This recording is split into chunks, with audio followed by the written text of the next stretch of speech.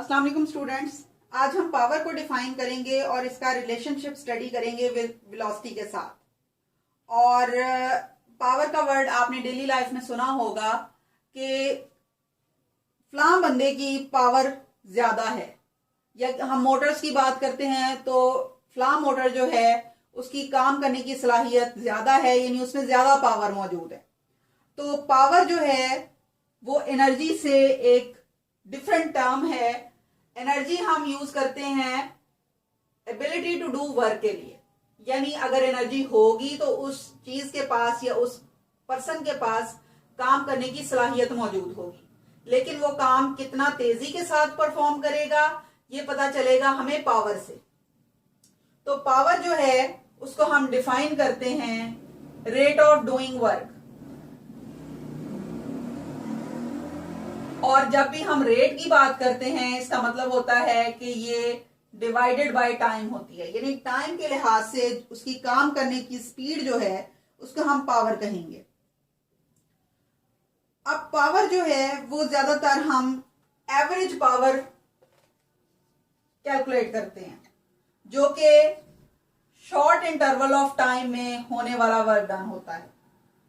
यानी अगर हम पावर को डिफाइन करेंगे तो हम इसके लिए लिमिट अप्लाई करेंगे कि delta T is very short 10 to 0, then rate of doing work is called power.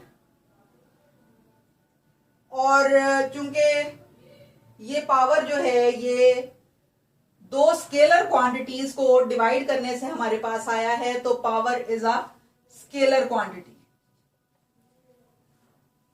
दूसरी बात ये कि आपके पास पावर जो है उसकी यूनिट आप डिफाइन करेंगे इसी इक्वेशन से। W का यूनिट होता है जाउल और टाइम का यूनिट होता है सेकेंड। तो जाउल पर second is the unit of power. और चूंकि पावर भी एक वाइडली यूज होने वाली एक टर्म है, एक क्वांटिटी है, तो इसके लिए इसको हम डायरेक्ट यूनिट देते हैं वाट का। और वाट जो होती है वो जाउल पर सेकंड के इक्वल होती है।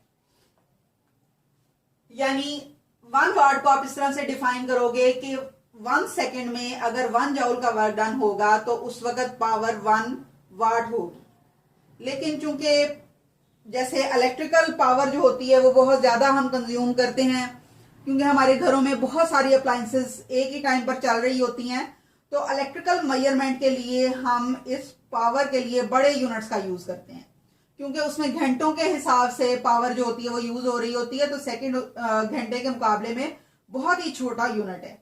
तो अगर हम इसका बड़ा यूनिट आवर्स को यूज करेंगे, घंटों को यूज करेंगे, तो उसके दौरान होने वाली जो पावर है यानी कंजम्पशन ऑफ पावर जो है वो भी ज्यादा होगी। तो इसलिए हम वाट को यूज नहीं करेंगे बल्कि किलोवाट को यूज करेंगे।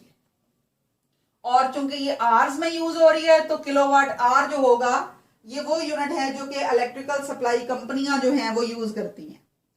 और 1 किलोवाट आवर को अगर हम जाउल्स में कन्वर्ट करें तो 1 किलोवाट में 1000 वाट्स होते हैं और 1 आवर में 3600 सेकेंड्स होते हैं। यानी आप इन दोनों को अगर मल्टीप्लाई करेंगे तो इसमें 5 जीरोस आपके पास आ जाएंगे, 3 ये और 2 ये।